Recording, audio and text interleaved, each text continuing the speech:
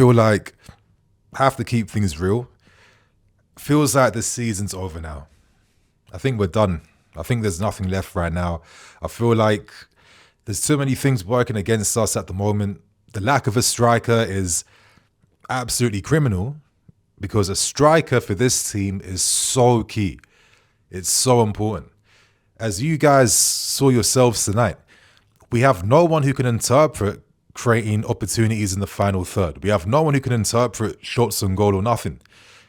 Throughout this game today, man, all it was neat, tidy football with no penetration, no balls, no relationism, no nothing, no shots, no end products. Very easy football to play against. And Brighton were just taking the piss out of us this entire game tonight. Let's keep things real, man. Brighton absolutely took the piss out of us the entire night. The fans were bantering us the whole night. You could hear them jeering us every single time, singing what a waste of money. You know, we've been funding Brighton for how many years right now? And they're looking better for it compared to us. Now, bro, I'll keep things real. Like, you know how low my estimations are for the team right now? They're that low that tonight I was just hoping and praying that we might even have shots on goal. After seeing our game against Brighton last week, seeing how rudderless we looked against them in that final third, I saw enough in last week's game to know that we're not going to do much without a striker in this team, yeah? We're not doing anything without a striker in this team. And I was hoping and praying that with a week's rest, could we see a better interpretation? Could we see maybe a few more little tweaks, a few little differences? Could we show that actually we could find a way to survive, compete bare minimum without having a striker? But my lord, man, I think after Noni Madueke got injured with a hamstring, and he was like the only threatening winger we had in that game. Like the only good things we did this entire 90 minutes came from like two pieces of build-up play between Madueke and Gusto. And that was actually keeping Lamptey on his toes. The minute Noni went off, I wasn't seeing Gusto making overlaps. I saw Neto running into Lamptey for the second week consecutively in a row, doing nothing against him. And I'm going to say this straight, but for all you guys who have been riding so hard for Neto, I like the guy, but you guys are riding for him at the expense of the quality and the ability that Noni brings on a much more regular basis compared to any other winger we've seen this season. And now that we have to turn upon your Sanchos and your Netos, my lord, we find ourselves in a mad place. And as I told you guys before, what's worse? Is it worse to be under Pochettino where you start the season really bad, but you then turn things around and come back? Or is it worse to start the season strong under Maresca to now fall off? Now listen, I hope you guys watched my video I did today, just sharing some honest thoughts on this situation. I got sympathy towards Maresca. Why? Because I know that this Donny wanted a midfield player and this guy wanted a striker. He's been let down, he's been undermined, and it's quite obvious to see that the squad is thin right now. It's incredibly thin right now. We don't have enough offensive players to interpret or make sense of what's going on.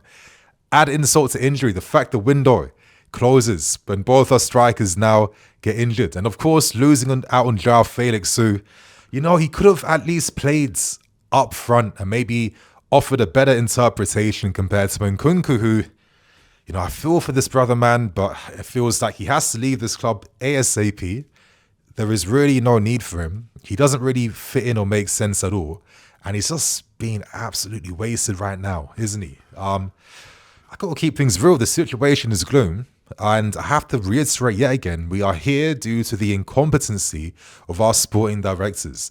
The incompetency. If you know that you hired a manager who will play inverted football till I die, you know, and I'll touch upon that. I'll touch upon the inverted stuff I was seeing today, to the detriment at times that we were still persisting with. I'll get onto that, yeah? But when you know that you've given this bald guy a 5-year deal, yeah? You've backed him, you believe in him, you know, you were signing all these guys for him, blah, blah, blah.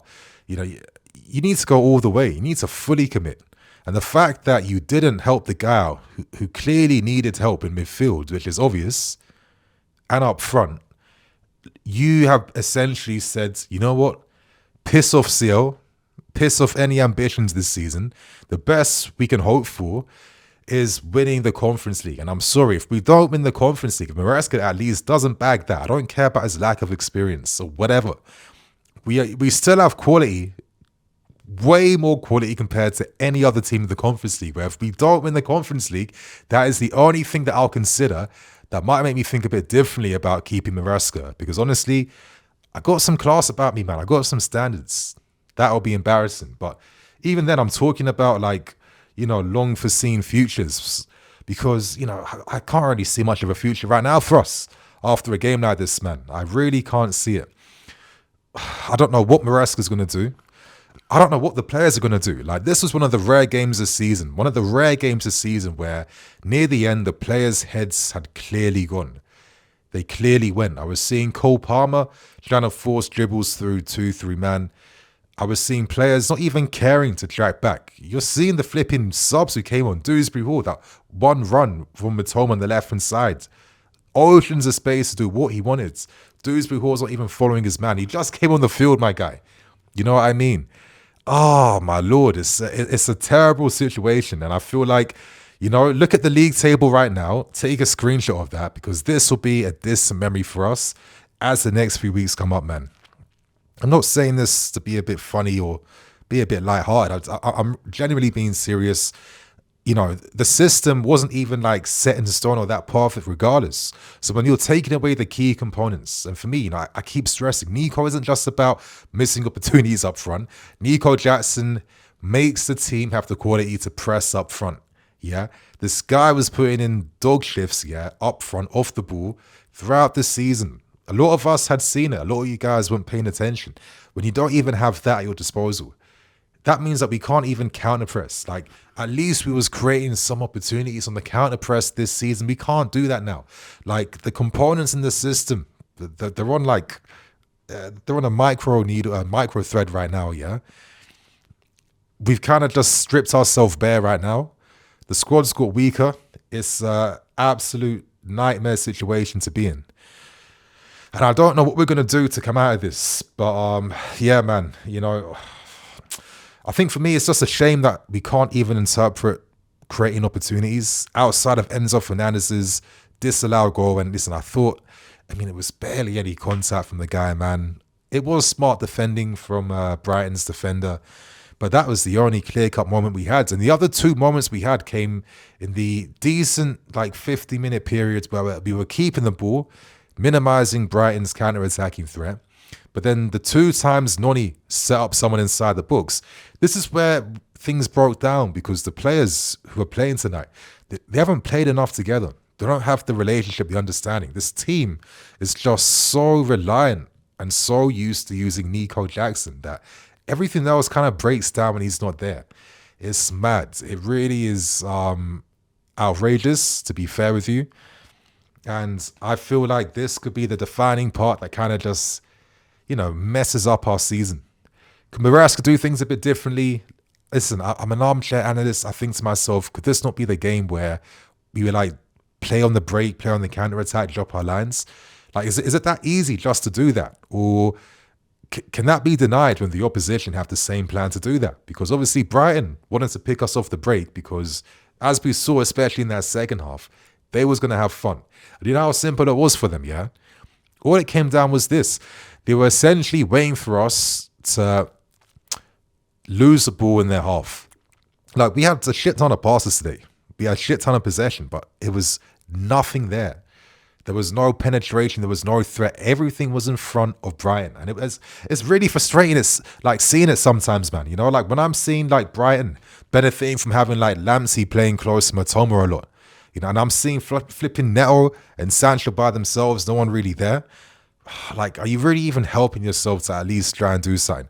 When I'm still seeing situations, especially in that second half, when I'm seeing flipping Gusto inside the box waiting to get on crosses.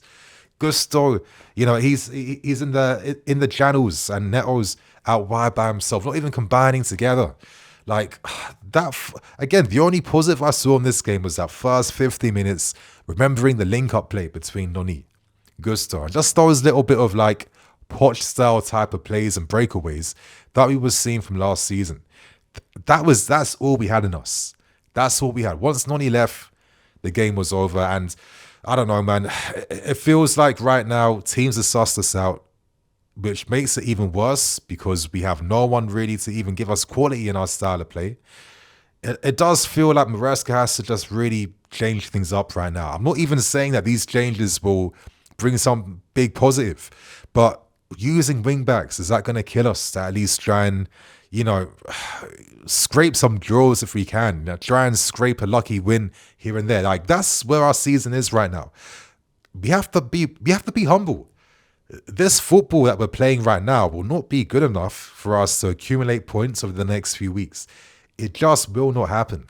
We need to play differently. We have to think a bit smarter. But then you think to yourself, do we even sign players like that who can play the game that way? No, we sign a lot of ball to feet merchants. And, when you take away the components, the runners off the ball that make sense to these ball to feet guys, they kind of come up short, to be fair with you. And, it's ironic that actually it was Brighton who played a different way and completely killed us. Obviously, I'm going to end things right now. You guys, please try and find a better time of your Friday right now. But I can't leave here without saying, my Lord, that Mitoma goal. Wow. That was the type of goal that was so brilliant, so genius. That I wouldn't be surprised if that single-handedly killed any last bit of confidence or hope that we had in this game. Because it was just undefendable. Like, you can cry about Jalaba maybe trying to defend airily or do whatever, but come on, we're seeing it in real time. Everything is at pace. The touch, I have to say, is one of the best first touches I've seen in a decade. This is a memorable moment we've just seen right now that we're going to always come back to, and it's not going to leave our memories. The ball was coming behind him. You know what I mean? To pull that touch off under pressure, ball behind you, and then to have the speed of thought. 2 touches it took him. 1 touch away from Jalaba's second touch. Quick strike, bottom right corner. That was too fast for Jorgensen to get to. It was just one of those 10 out of 10 goals that's pretty undefendable. And yeah, once that went in, I think Brighton had the confidence to know, we're going to bag these guys like we did last week. And the irony that our B team, the guys that fund us, have essentially now dominated us this easily. It's a worrying sign, man. But yeah, I mean, what is there to say that you guys don't already know?